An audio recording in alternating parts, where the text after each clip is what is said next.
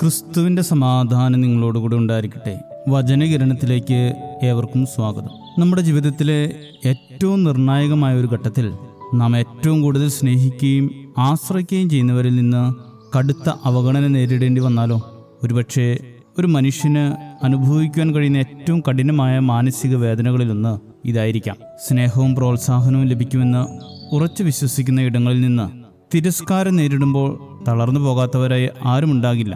ബാല്യത്തിൽ മന്ദബുദ്ധി എന്ന മുദ്രകുത്തിയാണ് വിദ്യാലയം തോമസ് ആൽവ എഡിസനെ വീട്ടിലേക്ക് തിരിച്ചയച്ചത്. പിന്നെ അമ്മയായിരുന്നു അവന് വേണ്ട വിദ്യാഭ്യാസമെല്ലാം നൽകിയത്. കൗമാരത്തിലും യൗവനത്തിലും എഡിസൺ നടത്തിയ പരീക്ഷണങ്ങൾ തുടർച്ചയായി പരാജയപ്പെട്ടുകൊണ്ടിരുന്നു.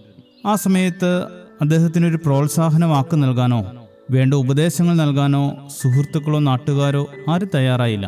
പകരം അവർ അവനെ നിരന്തരം ഉപദ്രവിച്ചു. രാവും പകലും ശബ്ദമുണ്ടാക്കി തങ്ങളുടെയും വീട്ടുകാരുടെയും സ്വസ്ഥത കെടുത്തുന്നു എന്നും അവനെക്കൊണ്ട് വലിയ ശല്യമാണ് എന്നും കാണിച്ച് അവർ പോലീസിൽ പരാതി നൽകുക പോലും ചെയ്തു. പക്ഷേ ആ അവഗണനകൾക്ക് മുന്നിൽ തോൽക്കാൻ എഡിസൺ തയ്യാറായിരുന്നില്ല.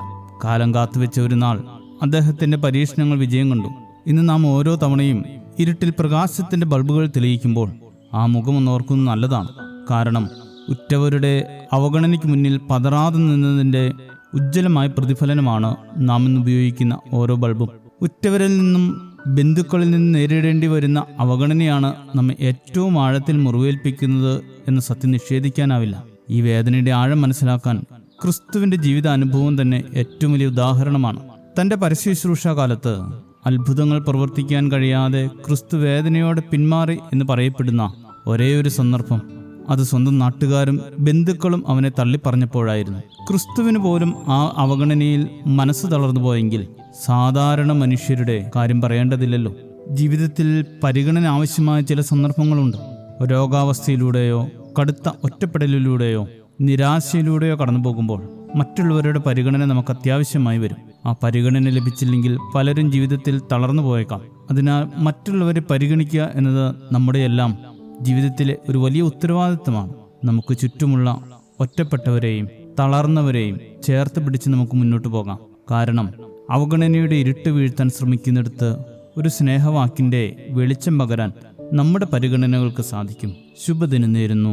ദൈവം അനുഗ്രഹിക്കട്ടെ. ശത്രുവിൻ ഭീതിയേറിയാലും സ്നേഹിതരായവർ മറന്നിടിലും ശത്രുവിൻ ഭീതിയേറിയാലും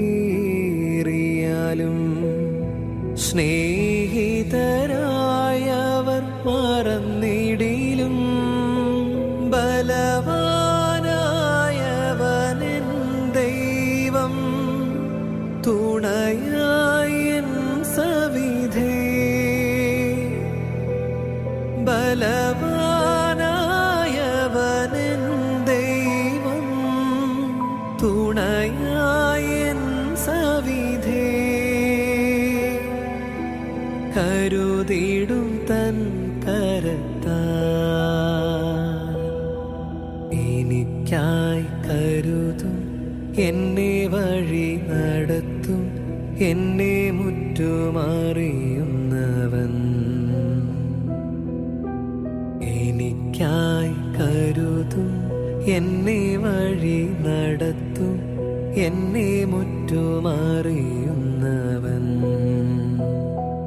എൻ്റെ നോവുകളും നിനവുകളും ആഴമായി അറിയുന്നവൻ എൻ്റെ നോവുകളും നിനവുകളും ആഴമായി അറിയുന്നവൻ നാഥ നീയല്ലാതാരുമില്ല എനിക്കായി കരുതും എന്നെ വഴി നടത്തും എന്നെ മുറ്റുമറിയും